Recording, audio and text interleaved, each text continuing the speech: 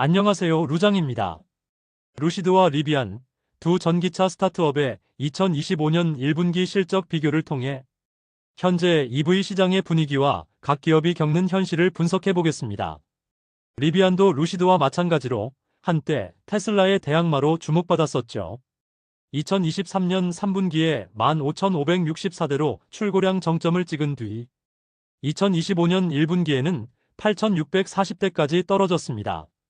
불과 1년 사이에 출고량이 36%나 줄어든 거죠. 생산량은 14,611대로 여전히 높았지만 소비자 수요가 이를 따라가지 못했습니다. 왜일까요? 첫째, 고금리 환경 속에서 소비자들이 가격 부담이 적은 하이브리드나 내연기관 차량으로 눈을 돌리고 있습니다. 둘째, 공급망 문제도 발목을 잡았습니다. 특히 LA 지역 화재로 생산 물류에 차질이 있었고, 여기에 트럼프 대통령이 관세 정책을 발표하면서 멕시코, 캐나다 공급망 비용 증가에 대한 우려도 커졌습니다. 리비안 CFO는 이미 2월에 올해 출고량은 줄어들 것이라고 미리 예고했었죠. 반면 루시드는 정반대의 길을 걷고 있습니다.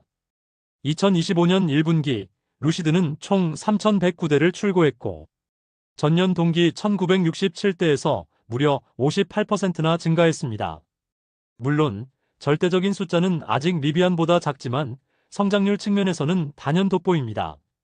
루시드가 이렇게 반등할 수 있었던 배경은 분명합니다.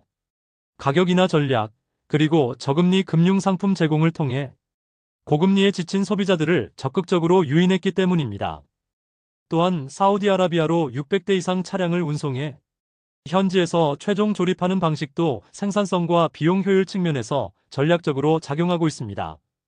다만 주의할 점도 있을 수 있겠는데요.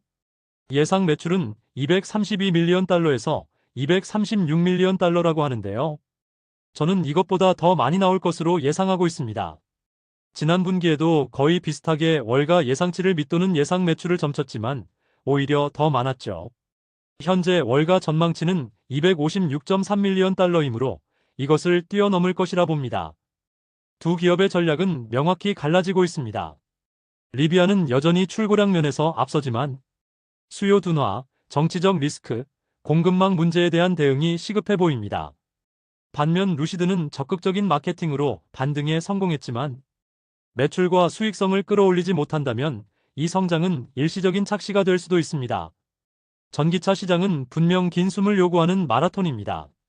리비안과 루시드 모두 아직은 초기 단계를 벗어나지 못했죠. 하지만 이번 실적을 통해 각 기업의 전략과 유연성, 시장 적응력이 얼마나 중요한지를 알 수 있습니다. 향후 금리 인하, 정책 변화, 기술 혁신이 어떤 방향으로 흐르느냐에 따라 이 두 기업의 격차는 더욱 벌어질 수도 다시 좁혀질 수도 있는 만큼 일단은 시장의 방향성이 명확해져야 할 것입니다. 편안한 저녁 보내시고 다음 영상에서 찾아뵙겠습니다. 감사합니다.